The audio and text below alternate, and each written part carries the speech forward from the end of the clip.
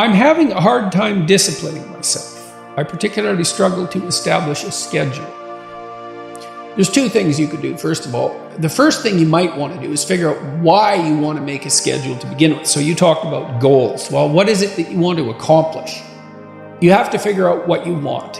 And then you have to figure out how to decompose what you want into actionable steps, right? And those would be the sorts of things that you could put in a schedule. Now, that would mean that your schedule would hypothetically consist of things that maybe you don't exactly want to do, although that would be good, but at least you understand the importance of doing and are therefore somewhat motivated to do. And then you need to break those steps down into small enough increments that you're highly likely to undertake them. So for example, this is a trivial example, maybe you have to do a report on a given topic for school and you're not very good at that. Well, maybe you could go to the library one day and just check out the library. That might be enough. And then maybe you could go to the library and take out a book. And then maybe you could open the book and look through it. Those would be on different days. And then maybe you could sit down and read the first page of the book. And if you can't do that, then the first paragraph. You have to negotiate with yourself and figure out what the largest step you would take towards your goal is that you would take. And if you don't do it, then you make the step smaller and smaller until you find something that you would do.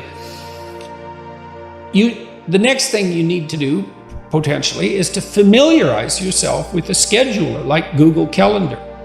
So the first thing to do is open it, and then maybe to figure out how to put in a task and then a repeating task. And might be a pretty simple one to begin with. It's like, well, why don't you list waking up and specify a time, or going to bed and specifying a time, an approximate time anyways, or put in the schedule when you eat.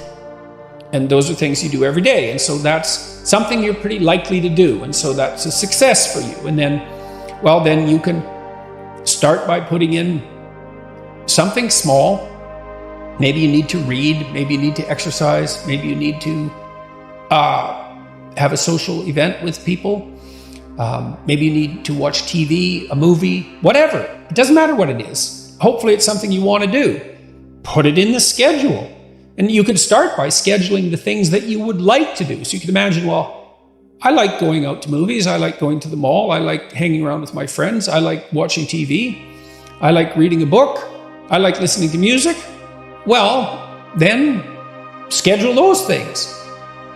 And so then you think, well, that means I'm forcing myself to do them. It's not that. It's that now you're allowing yourself time to do them, right? So the schedule becomes a means of you getting what you want instead of an external jailer who punishes you every time you deviate from requirement.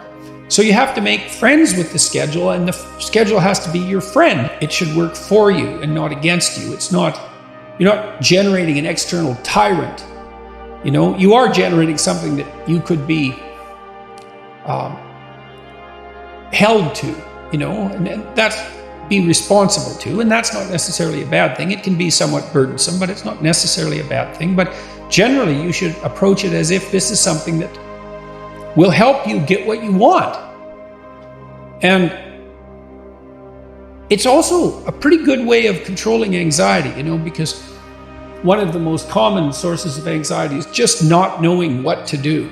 And people often think about that as boredom, and it is boredom to some degree. It can be, but it can also be very anxiety provoking. It's like, well, what should I do? I don't know what to do.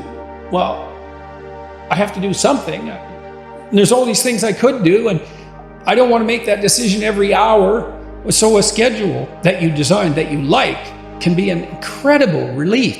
So generating a view of your life that consists of valued goals that you want to attain, and then steps by which those might be attained. And then you can ally that with a schedule. And then, not only do you know what you're doing, you know that what you're doing is moving you towards something you want, and that's rewarding. And having your time structured like that and attaining those goals is pleasurable and anxiety reducing. So, that's a pretty good deal, all things considered. And you can start stupid and slow. Like I said, just throw some things in that you're pretty likely to do, and fill in the schedule with broad strokes. And then as you get familiar with it and comfortable with it and maybe even happy with it, you can fill in the details and start to use it in a more sophisticated way. But everyone I know who's accomplished, almost everyone I know who's accomplished, does structure their time explicitly in that manner. They've learned to do that over the years. You start with little things, and maybe little things that you want to do, and then you can proceed to harder things that you don't want to do so much, for their extrinsic or intrinsic utility, but you have to do them because they're related to something important. You'll get disciplined across time if you do that, and incremental improvement that's sustained is extremely powerful from the perspective of transformation.